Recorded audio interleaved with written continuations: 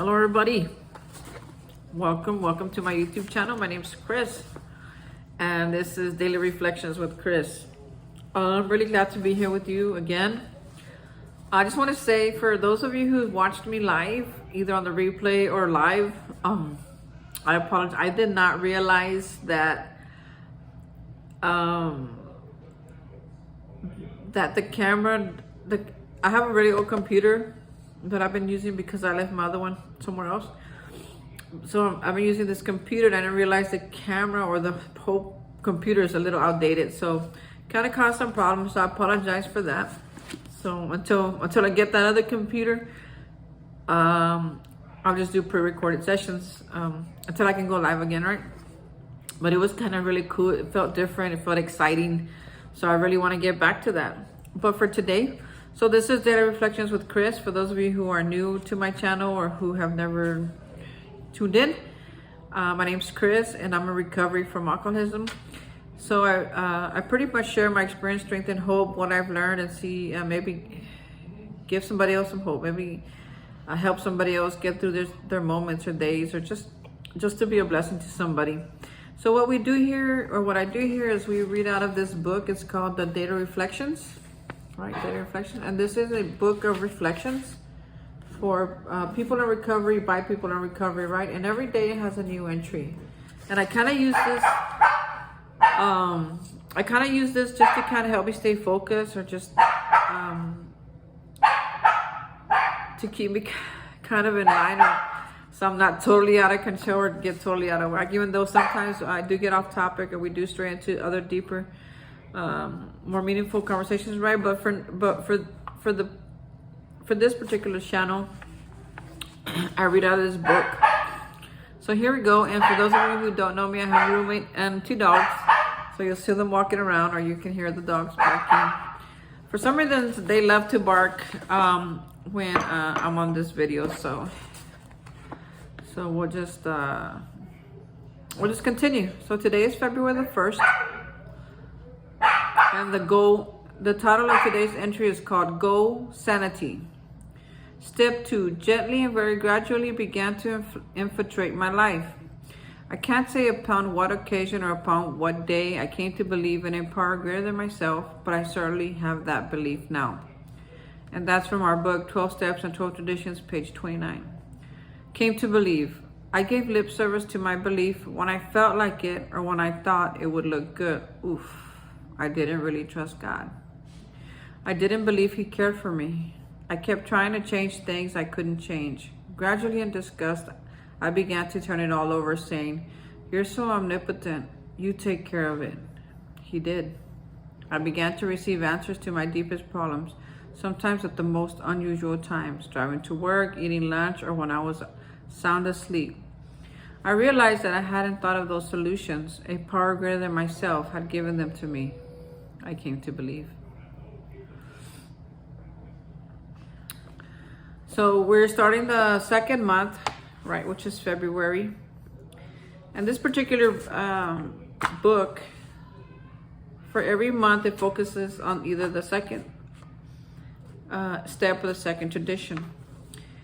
And right now, we're going to start talking about the second step. And the second step, it says, came to believe that a power greater than myself could restore me to sanity. And I can really relate to what was written, that it wasn't, although I had a profound and deep spiritual experience, coming to believe over the years, or getting into those moments where I have stopped believing, or I didn't even know that I had stopped believing till I realized that I stopped believing. You know, it just kind of creeps up on you, just kind of happens. You don't even really it's not like I said, oh, I'm going to stop believing today. No, it's just like after a while, I realized that I was in conflict with people, and I'm not getting along with the people around me, just feeling really, really irritable, even cussing or speeding down the highway, which is not something that I normally do. Usually I'm pretty cool, chill, take my time getting places. I'm not really in much of a hurry to get anywhere. These days, you know, even when I'm late, I still try to be courteous and and just kind of pace myself, right? So I can get there, so we can all get there. But when I'm feeling irritable or when I'm discontent, right, like it says I will be sometimes, to me, that's like my heart check. That tells me where I am spiritually, where, I mean, have I stopped praying? Have I stopped meditating? Have I been, maybe giving into these thoughts of defeat, maybe victimizing myself because things are not happening exactly the way I think they should be or want them to be, right? So in those moments, I haven't even realized that at some point I have stopped believing. I have just said, oh, I believe. I'll share it in meetings. I'll talk to people. Yeah. And I'll even be like, hey, you believe in God? Yeah, me too, man. Let's pray. And it's easy for me to pray for somebody else and believe that they're going to get it than to pray for myself and believe that I'm getting it sometimes. So do I really believe? Ask myself, do I really believe? And if I'm taking control of my life, my own life, and if I'm getting in God's way, then I'm not really believing. I'm not really trusting that He's going to take care of me. I'm not even trusting that He's going to, He's going to help me with all my problems. I'm not trusting that He's going to, that everything that I need will be provided for. I'm over here too worried. I'm worried about things that I can't control, like it said here. I'm worried about who's going to get the promotion. I'm worried about what he said or she said. I'm worried about what he's doing or she's doing. I'm worried about how am I going to make enough money. I'm worried about how am I going to get to work. I'm worried about the people in my meetings. I'm worried about all the other things instead of just letting go and let God be God and I just be Chris. And I love being Chris today. I love being cheering, excited, and present for the moment. It's my favorite thing to do is just be present. But I can't be present when I'm too busy playing God, right? Because I start being not real. I start saying things that I really don't mean. I start saying things just to look good or feel good. I start saying things so other people will be like, wow, man, Chris, he's a badass dude. I start doing things that make me not Chris. And what happens? God doesn't get to be God and I don't get to be myself. The whole thing turns into a mess. People start thinking I'm somebody that I'm not. And then they're just like, man, what happened to you? You're not that guy. You changed. It's like, man, I know. Actually, this is the real guy. The other guy was just playing fakes. And people don't like that. When you're fake around people and they find out that you lose trust right there. Boom. And to be able to build that up, it's not easy. It's not easy with people. With God, God's not like people. God, man, you can turn your life over today and God will man, it's like you're brand new. It's like the slate is clean. He forgives you. He forgets everything you did. He moves on. But not people. People are not like that, right? So if I'm really trying to do this whole sobriety thing, this whole recovery thing. I mean, I came in here so beat up that I was willing to do whatever it took. And that's my story, because I was so beat up that, whatever they told me to do, I did it. And I just did it because I did it. They told me, get on my knees and pray every morning, the 3rd step prayer. And that's what I do. I get on my knees and I do the 3rd step prayer because they told me that's what would work. And then I go to my club. I go 30 minutes early and leave 30 minutes late. And in between time, I find stuff to do. Like wash the dishes, like wash the coffee cups, like help somebody, like meet people. And then at the end, I clean again. Right? I was willing to do whatever they told me to do. That's turning my life into a higher power, to somebody who's going to help me get through this, right? And high sponsors are not higher power. Neither are people neither are AA meetings or nothing like that. Nothing. That's not your higher power. But that's where we begin to learn how to take a little bit of discipline. I came in here. I didn't want nobody to tell me what to do. It's like, you don't know about me, man. I've been working since I was 14. I've been living on my own forever. You're not going to tell me that my life is out of control and all that. But that's not true. That's stuff that I thought was true, but it wasn't true. I mean, I was homeless. Folks, when I came into recovery, I was homeless. I didn't have no money. My mind was all confused. It was like yarn in there, man. It was like a ball of yarn. Everything was so tangled up. I didn't even know what I want, who I was, where I came from. I had all these tapes playing in my head. And coming to recovery, I was like, man, I need something. And they said, Chris, start praying. What? What does that have to do with Alcoholics Anonymous? What? I mean, like, are you listening to me? I got a problem here, folks. So, okay, so I'm going to tell you about one of my experiences of how I came to believe. This is just one of them, and there's a ton of them. I could talk to you. I got several experiences of how I came to believe. Right? So, which one should I tell you? Should I tell you both? Two. Well, let me just tell you one. Okay?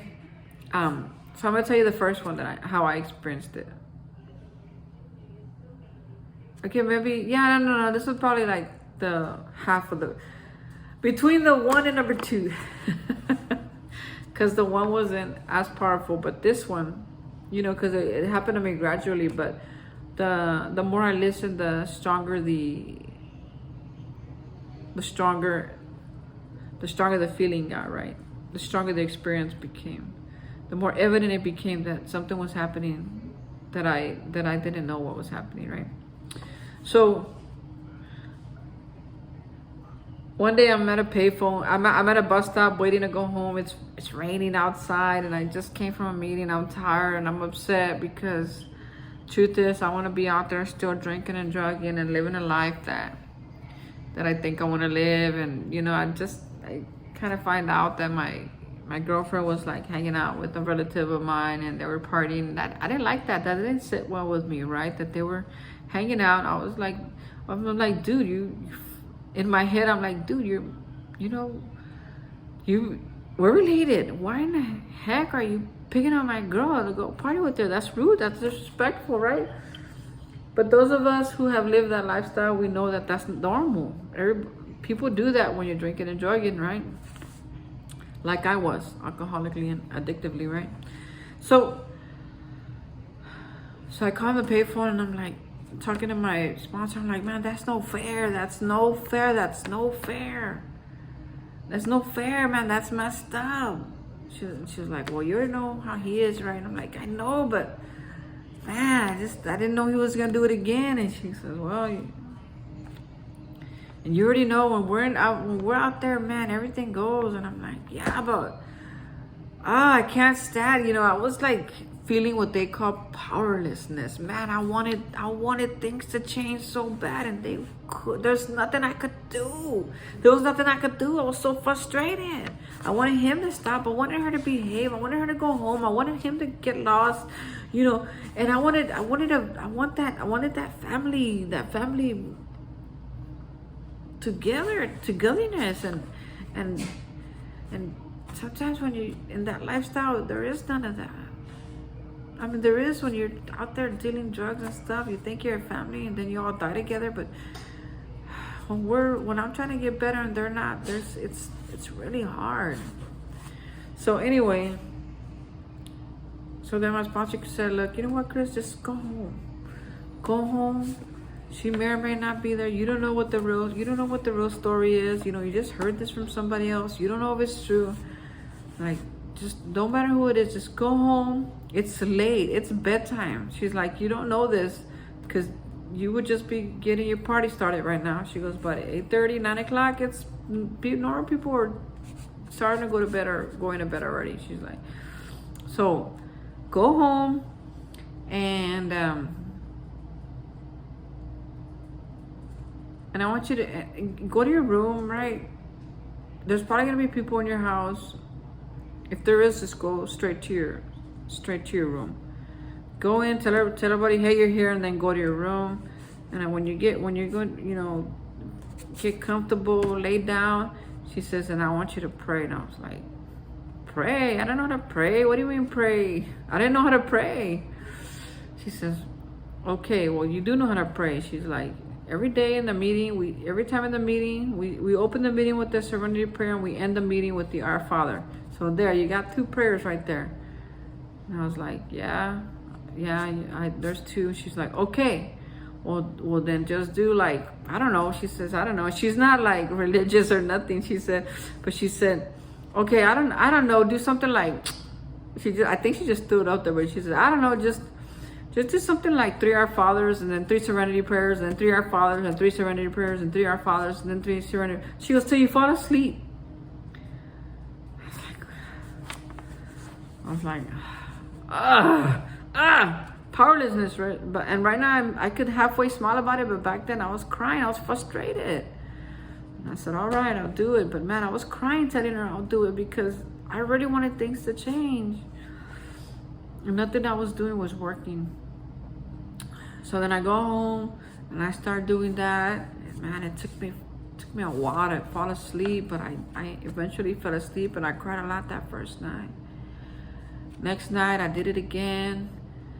I cried a lot. It took me forever to fall asleep. Second night I did it again. And somewhere at some point, I don't even know when, one, I stopped crying. Two, I start falling asleep faster and faster.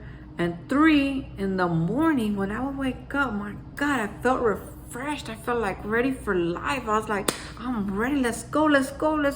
And man, I was like showing up to work early on time, getting myself ready. I had plenty of time to take a shower and make myself look good and leave to get on the bus, say hi to everybody. I mean, like, things were starting to change inside me without me even knowing. And one day I woke up and I said, thank you, I'm alive today. Thank you that I'm alive today. Right?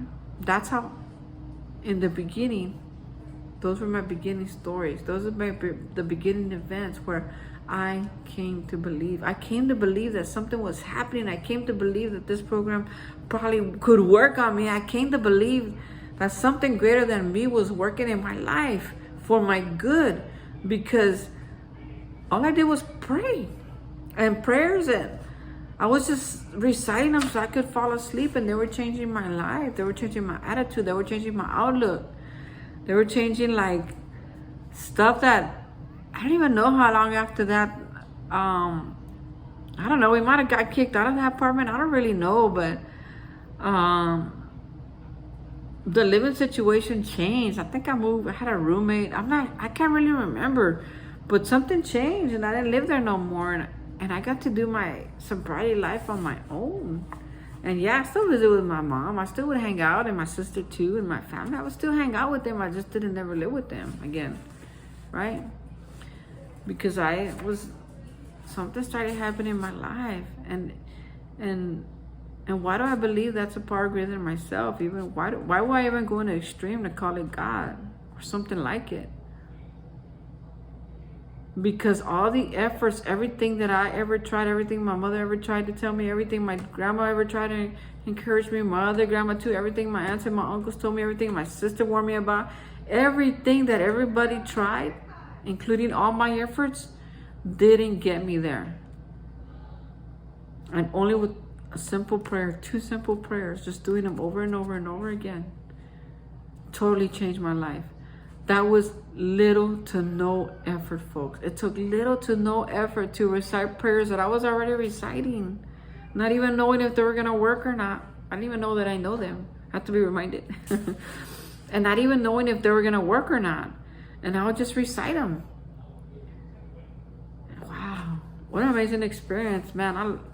I forget that story sometimes, but I remember right now. Must have been the one I was supposed to talk about. But it's not the only one. It happens over and over and over.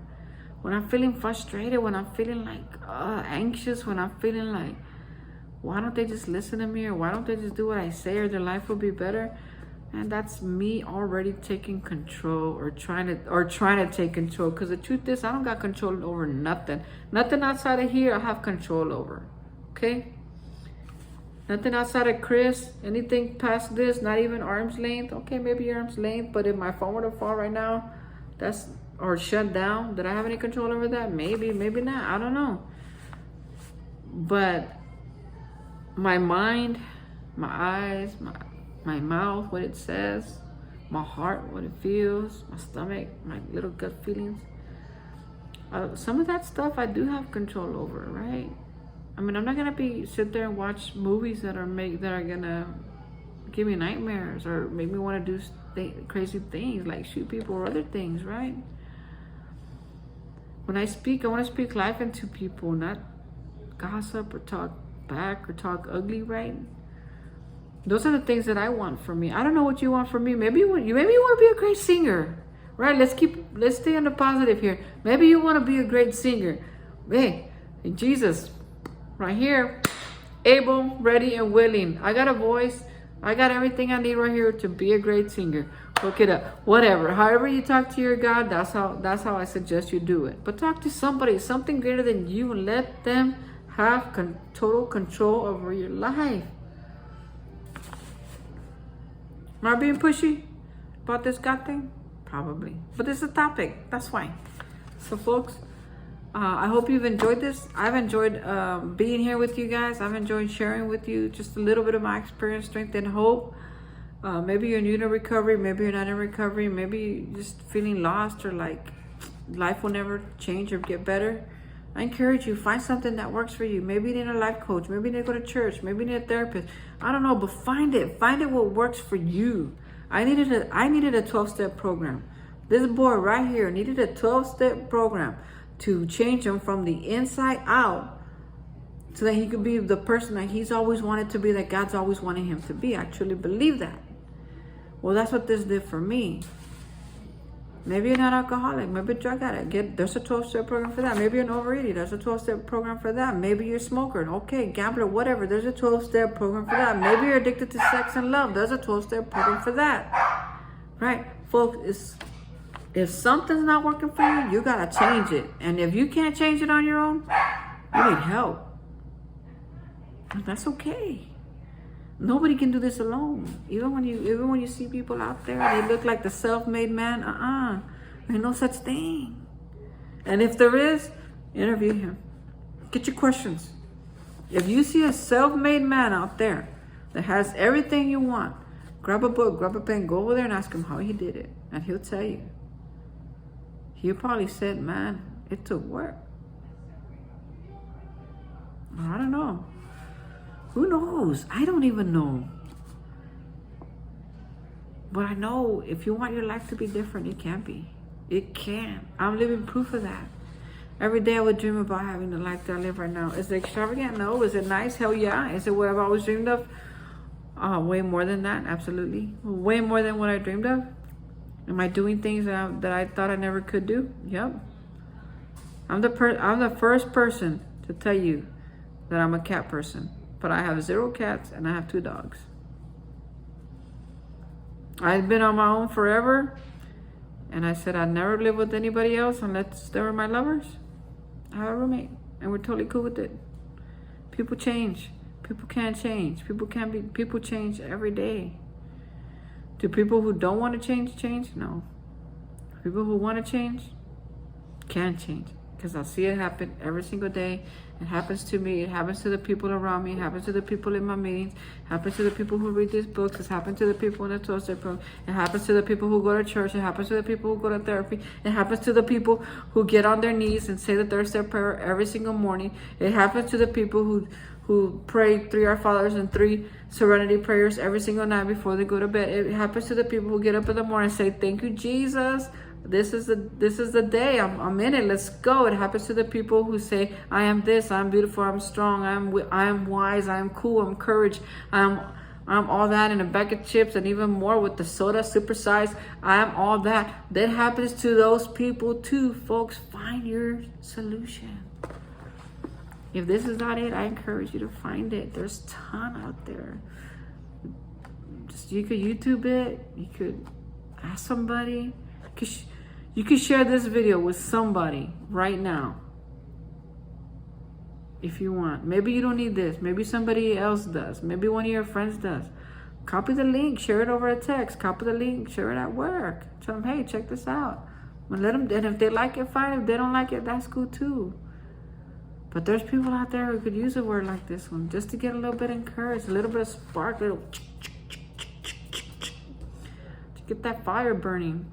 Folks, thank you for your time. I love you so much. I can't wait to see you again soon, hopefully tomorrow. But if not, please stay safe out there. The weather here is horrible. And it's February, but it's still Christmas at our house, so that's the Christmas tree. But it feels like Christmas because it's almost snowing outside and the whole city's closed. So here I am, hanging out at home with my dogs, and I have some really good Mexican treat right here that I'm gonna eat. Non-alcoholic, not drug-inducing, no drugs in it, just really down home, just a really good life. I couldn't have done it without the support of the people who came before me, who told me about this program, who showed me the way, and who encouraged me to keep doing it even when I don't want to do it, who keep reminding me that I don't have to drink today if I don't want. I don't have to drink today even if I do want. And that goes the same with drugs, sex, food, everything. Anything that can cause me harm, I don't have to harm myself today in any way if I don't want to. And I don't have to harm myself today in any way, even when I do want to. All right. Stay encouraged. I love you. See you soon.